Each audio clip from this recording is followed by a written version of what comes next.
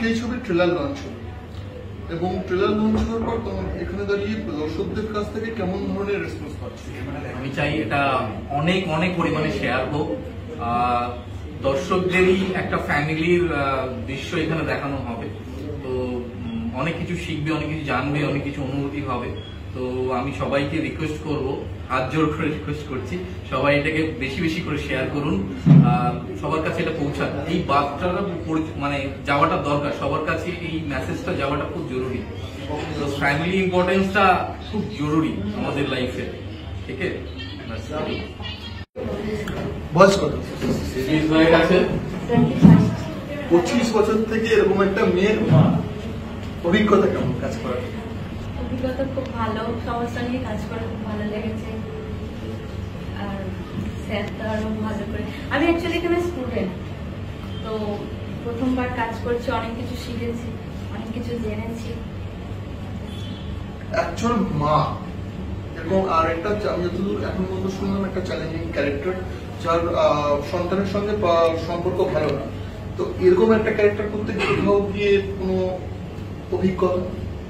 অভিজ্ঞতা বলতে মা ক্যারেক্টারটা করাটা খুব একটু মানে আমার কাছে শক্তই ছিল। তারপরে স্যাররা তো অনেক ভালো করে শিখিয়েছে, আস্তে আস্তে শিখেছি, করেছি ওদের সাথে কাজ, অনেক কিছু শিখেছি। মেন কথা হচ্ছে যে কাজ করতে করতে অনেক কিছু শিখেছি। দর্শকদের উদ্দেশ্যে কোনো বার্তা দেবে? ওরা তো দেখবে, বুঝবে কেমন, ওরাই বলবে যে কেমন কি হয়েছে। আর ওদের কাছ থেকে আমি ভুল কোথায় করেছি, ঠিক কোথায় করেছি, ওদের কাছ থেকে আমি জানতে পারবো। আগামী দিন তোমাকে যদি আরো চ্যালেঞ্জিং ক্যারেক্টার বলা হয়, কি ধরনের ক্যারেক্টার করতে তুমি ইন্টারেস্টেড থাকবে? আমি ভালো একটা অভিনেতা হতে চাই। নিজে কিছু বলবো না যে আমি এটা করবো ওটা করবো, এরকম কিছু বলতে পারবো না। Thank you.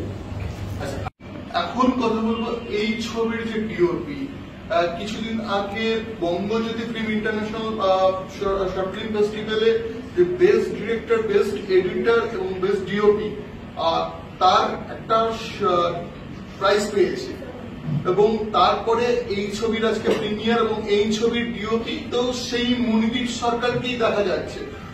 মনির, তোমার সাথে কথা বলবো, এই ছবির সম্বন্ধে তোমার কি অভিজ্ঞতা? নমস্কার বন্ধুরা, ছবিটি দেখুন, আমার প্রফেশন হচ্ছে ডিরেক্টর অফ ফটোগ্রাফি, মানে আমাকে পরিচালক যেভাবে আমার মনে ছবিটি ভাবাবে, আমি চাইব পরিচালক এবং দর্শকদের পয়েন্ট অফ ভিউটা ব্যালেন্স করে সেইভাবে ছবিটাকে দর্শকের সামনে তুলে ধরা।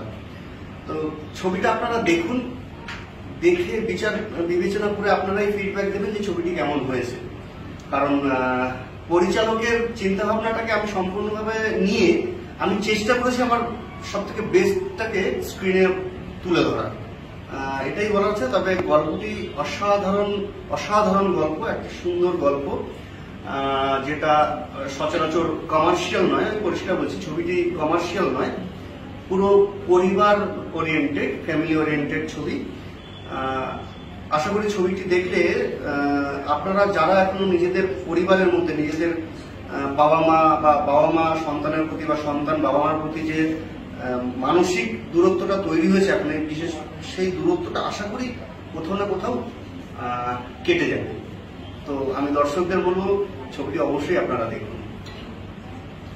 এত বছর ধরে ইন্ডাস্ট্রিতে রয়েছে এবং তারপরে এরকম একটা ইউনিক স্টোরিতে কাজ, কি বলবেন? হ্যাঁ, এর জন্য অবশ্যই আমি থ্যাংক ইউ দেবো জিদ্দাকে, কারণ জিদ্দা এরকম একটি কনসেপ্টে আমাকে ইনভলভ করেছে। এর জন্য আমি ডিরেক্টর জিৎ বিশ্বাসকে অবশ্যই থ্যাংকস, বিকজ এই ধরনের গল্প বা এই ধরনের কনসেপ্ট আমার কাছে এর আগে অনেক কমার্শিয়াল কাজই করেছি আমি, বাট আমার কাছে এই ধরনের ফ্যামিলি ওরিয়েন্টেড কনসেপ্ট আমার কাছে আসেনি। এই ধরনের কনসেপ্টে আমার প্রথম কাজ করা। দর্শকদের উদ্দেশ্যে কোনো বার্তা? হ্যাঁ, কিন্তু বললাম যে আপনারা ছবিটি অবশ্যই দেখুন। আশা করি ছবিটি দেখার পর যদি আপনাদের পরিবারের মধ্যে কোন রকম অন্তর্দ্বন্দ্ব থেকে থাকে, আশা করি সেই সমস্ত প্রশ্নের উত্তরগুলো আপনারা ছবিটির মাধ্যমে পেয়ে যাবেন।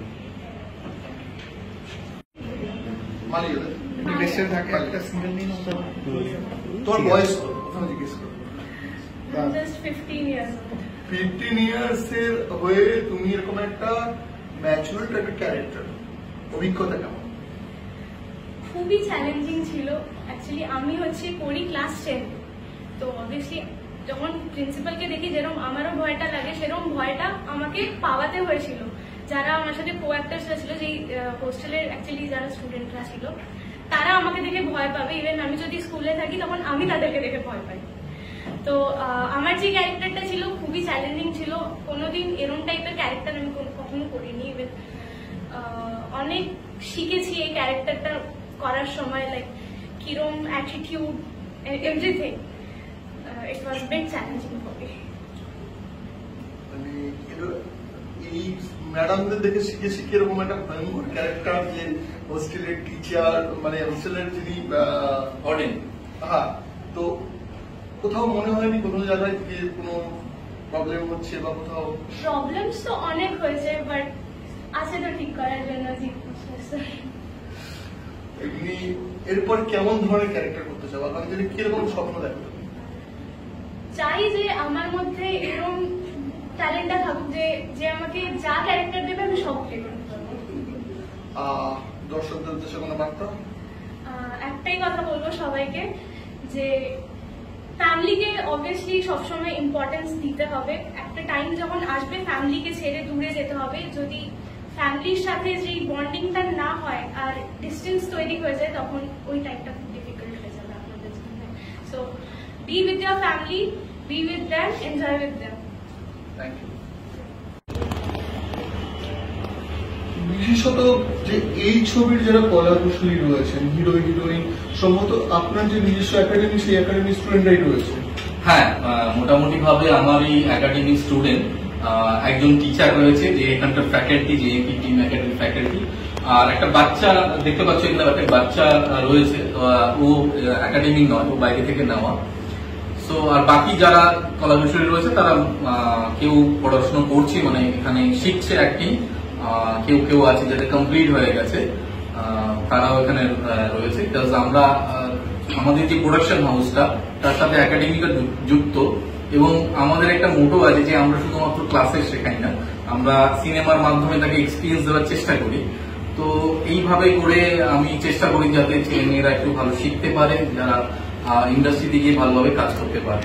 এটাই প্রচেষ্টা, কিছু। এই ছবি কোথায় মুক্তি পাচ্ছে? বেসিক্যালি এটা festival movie, festival related movie. আমরা প্রথমেই ট্রাই করব নন্দনে। নন্দন ফেস্টিভ্যাল খুব শীঘ্রই আসছে, সেখানে আমরা ট্রাই করবো। হোপফুলি মোটামুটি কথাও হয়ে গেছে, জানি না সিলেক্ট হবে কিনা। তো আমরা এইভাবে আমরা বিভিন্ন ফেস্টিভ্যালে মুভ করবো। এটা কোনো ইউটিউবে বা অন্য কোথাও রিলিজ আমরা করছি না এই মুহূর্তে, যতক্ষণ না পর্যন্ত অ্যাওয়ার্ড না আনতে পারছি। দর্শকদের উদ্দেশ্যে কোনো বার্তা? দর্শকদের বলবো না, বেশি বেশি করে দেখুন। এখানে আমি যে জিনিসটা বারবার করে দেখানোর চেষ্টা করেছি, টাকা পয়সা সম্পত্তি অন্য কিছু এগুলো আসবে যাবে, কিন্তু ফ্যামিলির ইম্পর্টেন্স, এই ফ্যামিলির ইম্পর্টেন্সটা যে কত মূল্যবান আমার থেকে হয়তো ভালো জানা নেই। কারণ আমি গ্রাম থেকে বিলং করি, আমার গ্রামের বাড়ি, আমার প্যারেন্টসরা গ্রামে থাকে, আমার ওয়াইফ কাজের সূত্রে বিভিন্ন জায়গায় থাকে, আমার ছোট একটা বেবি আছে, সে বেবিও আমার থেকে দূরে। তো আমি এদেরকে প্রচন্ড মিস করি, কিন্তু যখন সময় পাই তাদের সাথে স্পেন্ড করতে চেষ্টা করি। তো আমরা নিজেদের জীবিকার জন্য আমরা ব্যস্ত হয়ে সত্যি করি, ফ্যামিলিকে টাইম দিতে পারি না। আর এই লকডাউন শিখিয়েছে ফ্যামিলি কতটা ইম্পর্টেন্ট, সেটাই এই মুভি। আমরা এতক্ষণ আমরা শুনলাম এই ছবির যিনি পরিচালক এবং এই ইনস্টিটিউটের যিনি কর্ণধার জিৎ বিশ্বাসের সঙ্গে আমরা কথা বললাম। এখন আমরা কথা বলবো এই ছবির যিনি মূল আধার, অর্থাৎ চরিত্রের মূল আধার, সেই ছবির হিরো বলা যেতে পারে, সেই ছবির হিরোর সঙ্গে আমরা একটুখানি আড্ডা দেবো এবং কথা বলবো। নমস্কার, আমার নাম অরিত্র। এইরকম একটা চরিত্রের জন্য যে জিৎ আমাকে সিলেক্ট করেছে, এর জন্য আমি ওর কাছে খুবই কৃতজ্ঞ। কেন এইরকম চরিত্র আর কি কাজ করেছে অনেক রকমই, কিন্তু এইরকম চরিত্রটা আমার কাছে একটা চ্যালেঞ্জিং বলা যেতে পারে। কেননা কোনোদিন মানে বাবার চরিত্র করিনি, মানে ফিলটাও হয়নি, কেন আমি আনম্যারিড। সেক্ষেত্রে দাঁড়িয়ে এই কাজটা করতে গিয়ে প্রতিনিয়ত অনেক কিছু শিখেওছি, প্লাস এই চরিত্রটা আমার কাছে খুব চ্যালেঞ্জিং ছিল। মজা করে কাজ করেছি সবাই। বিশেষ অভিজ্ঞতা বিশেষ অভিজ্ঞতার ক্ষেত্রে আমার ক্ষেত্রে তো প্রচুর ছাড় দেওয়া হয়েছে, মানে আমি তো খুবই বকা খেতে খেতে অনেকবার বেঁচে গেছি, কেননা জিৎ আমার অনেক পুরনো বন্ধু।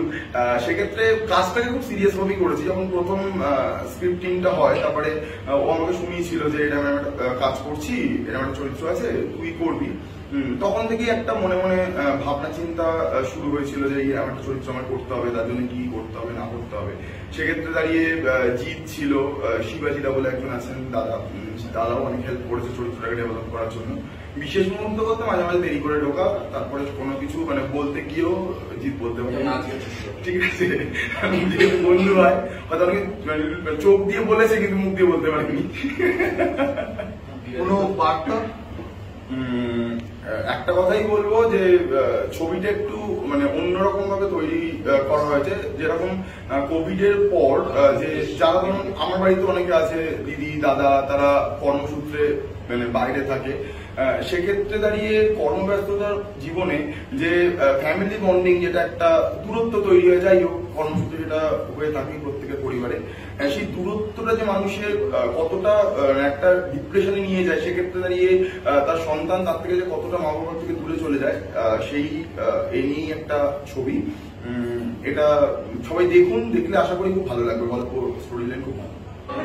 এখন এই ছবির যে নায়িকা, যাকে ঘিরে এই ছবি আমরা দেখতে পাচ্ছি যে পোস্টারে যাকে ধরে এই ছবির মূল নায়িকা, সে সুপ্রীতি আমাদের সঙ্গে রয়েছে। সুপ্রীতিকে আমি জিজ্ঞেস করি, সুপ্রীতি তুমি কত বছর ধরে অভিনয়টা করছো এবং এই যে ক্যারেক্টার, এই ক্যারেক্টার সম্বন্ধে তুমি কিছু বলো। নমস্কার, আমি সুপ্রীতি পাল। আমি 2020-তে অনলাইনে আমি একাডেমিতে জয়েন করি।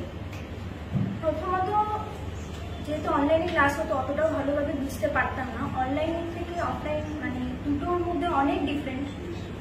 তো অফলাইনে যখন আমি ফার্স্ট কাজ মানে আসি ক্লাসে, আমি সত্যি খুব চুপচাপ ছিলাম, আমি কথা বলতাম না, ইভেন স্যারের সাথেও অতটা সেভাবে মিশতাম না।